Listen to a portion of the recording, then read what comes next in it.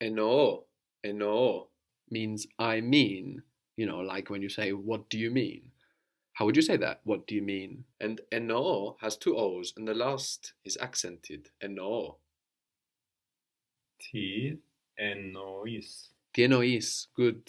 So we have the accent on the end, no? Eno, enois, which means that we're not going to use ete for you plural. So how would you say, what do you guys mean? Ti enoite. Ti enoite, very good. Enoite, spelled with AI on the end, it is meant, means of course or for sure. So, maybe you say, can I use the bathroom? And somebody says enoite, like of course. Or in many different contexts and circumstances, you could hear this enoite. Enoite. So again, the same sound as the plural esis, no? Ti enoite, what do you guys mean? Or just enoite, it is meant, of course. Chryazome is I need. Chryazome. Chryazome. How would you say we need? Chryazomaste. Chryazomaste. So we have the accent on the ending here, no? Our ending is omaste, and we accent the beginning of it, chryazomaste. But we don't generally do this, no? Chryazome, I need, you need. Chryazese. Chryazese, he needs or she needs. Chryazete. Chryazete. So our ete ending doesn't look a lot like ine, no? As ome looks like ime, and omaste looks like imaste, and esse looks like ise. Ete doesn't look so much like ine, although it does end ai, like ine. And we do have the T present in ete, like the T from tin and ton and to, no? So we can make some connections there for ete, why we have ete. Chryazete, he needs, she needs. What does he need? Ti chryazete. Ti chryazete. So we have ti for what, and how would we build whatever? Otti. Otti, good. So you could say whatever's necessary, whatever it needs, whatever's necessary. Otti chryazete. Otti chryazete. So if you hear a verb like this, you're really likely to hear ete and think that it's referring to esis if you don't know the verb. Maybe you work it out in the context, but if you don't know the verb, if you don't know that you have chryazome normally, you might hear this and be focusing on esis, you plural, and try to understand what's going on. In writing, you can't have that mistake because you have the AI ending. But in spoken Greek, you can get confused if you're not looking at the bigger general context to understand what's going on. Phenome means I seem. Phenome. Phenome. How would you say we seem? Phenomaste. Phenomaste. You could say we seem like children. Like here is san. We seem like children. San for like. Phenomaste san pedia. Very good. Phenomaste san pedia. You seem? Phenese. Phenese. And it seems, he seems, she seems. Phenete. Phenete. You remember the word for how? Pos. Pos. If you want to say like, what does it look like? What does it seem like? You can say, how does it seem? Pos phenete. Pos phenete. Or you could say, how does it seem to you? Like, what do you think? How does it look? How does it seem to you? Pos su phenete. Posu phenete. Thimame. Thimame is I remember. Thimame. Thimame. Thimame. So you see, we have quite a lot of verbs that are built in this way, and many extremely common ones as well, like I come, erchome, I need, chryazome, I remember, thimame. And do you notice something strange about thimame? If you compare chryazome, erchome, thimame.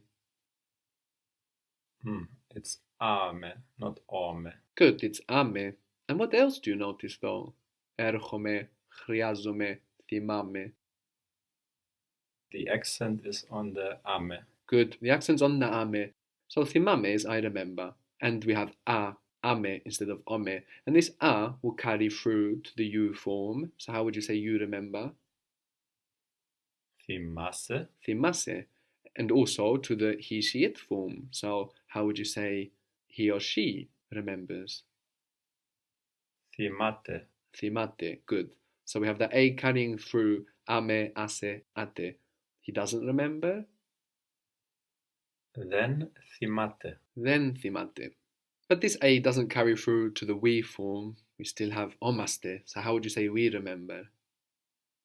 Θυμόμαστε. Thimomaste. And we already have the accent on omaste on the ending, which may be why it doesn't change. Thimomaste. We don't remember. Δεν θυμόμαστε. Then thimomaste. Kimame is I sleep. Kimame. Κοιμάμαι. Kimame. And again we have ame instead of ome. No? Kimame. This is actually related to cemetery.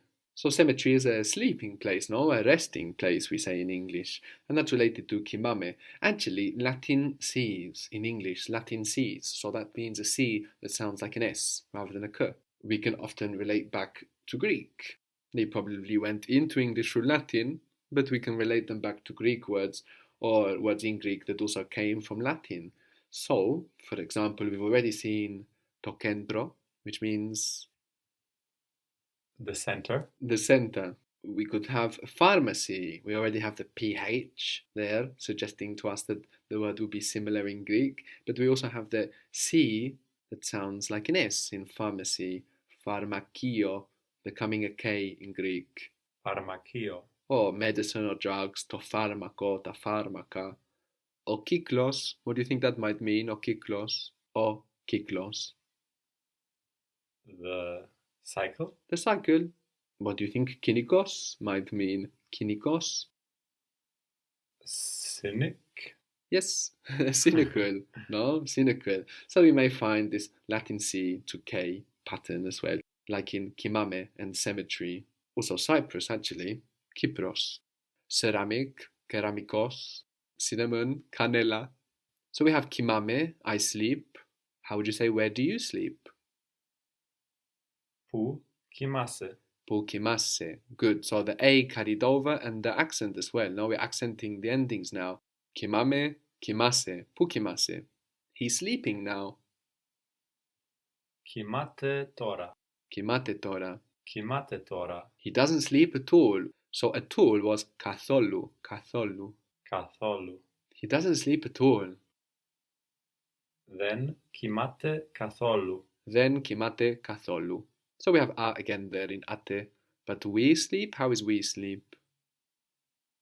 Κοιμόμαστε. Kimomaste. We just have our normal omaste. Kimomaste. So we've seen some verbs that have ame now instead of ome. Kimame, I sleep. Thimame, I remember. We could also have fovame, like phobia, no? PH to F, a V and a B, such close sounds. Fovame, I'm scared. Fovame, Φοβάμαι. I'm not scared. Δεν φοβάμαι. Them fovame. So here in English we're using a verb, I am, and then an adjective, a describing word, scared. Whereas in Greek we just have a verb with all of that included, no? But we see with the ending ame, we already have ime included in there. So actually we're doing something very similar to English if you think about it. When we say I am scared, we're just building it in a different way. Then fovame. So we have this a for ame, and we expect that to carry through. So how do you say you are scared? Φοβάσαι. Fovasse. And he or she is scared? Φοβάται. Fovate. And we are scared? Φοβόμαστε. Fovomaste. No, we don't carry the A over to we. Fovomaste. So with these verbs that don't end as expected, like ome, esse, ete, we can find our own patterns to help us internalize them. What does I bring? Like in periphery, ferry, like in transfer, transfer. Φέρω. Think a little more. Φέρνω. Ferno. Good. And the closed version? Φέρω. Fero. It's easy to come up with the closed version because we often build with the closed version of ferno, like in transfer, periphery. And also in Greek, we can build with this closed version. So, for example, we have the verb I with around bring myself, symperiferome, which means to behave. No? How you comport yourself. If you think in English, you have comport, and it means exactly the same thing. Port, portable, bring, Con is like Latin, like Spanish, with. Com put, with bring. And symperiferome is with, from Old Greek. Peri around, ferome, I bring. So the same idea, they're fossilized in a completely different word. Symperiferome, I behave. And the M actually softens the P. The M of sim softens that P to a B, simberi. And actually, whenever we want to write a B sound, no, we don't use the letter that looks like a B, that gives us V in Greek. We combine M and P, just like in boro, I can. So we have simberi, but when we say this verb, it's going to sound more like a B, simberiferome.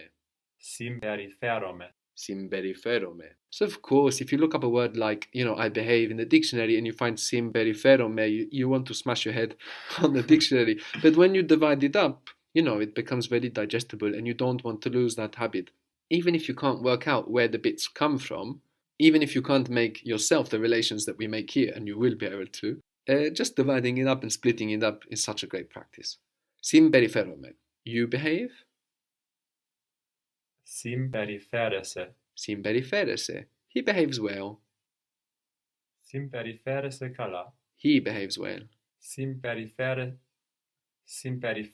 kala. Simberiferete kala. We behave? Simberiferomaste. Very good. Simberiferomaste. All one word, no? Simberiferomaste. So now verbs get even longer, and as I said, we don't want to stop trying to break them up and make connections, and we'll get forever better at that. And like I said, even if you don't find any interesting connection, no, just breaking the word up and digesting it in that way and seeing sim, peri, ferome is really great for digesting the vocabulary.